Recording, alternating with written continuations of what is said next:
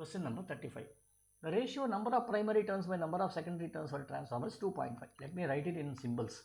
I got NP divided by NS is equal to 2.5. I already got this.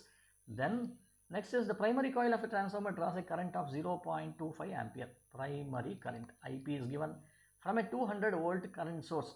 This is your input primary voltage is given. The current in the secondary coil IS is given over here. What is the efficiency of the transformer? Efficiency eta is nothing but output power by input power. Okay, which should now be, what is output? Secondary. So we should be V secondary I secondary by V primary I primary. Now we already know that V secondary by V primary is equal to N secondary by N primary. Okay, so we already know NP by NS. So what I will do is I'll just substitute it over here. I'll write NS by NP into IS by IP. Okay, so therefore what is NS by NP according to this? It is 1 by 2.5. 1 by 2.5 multiplied by, what is IS by IP? IS, what is IS? 0.5.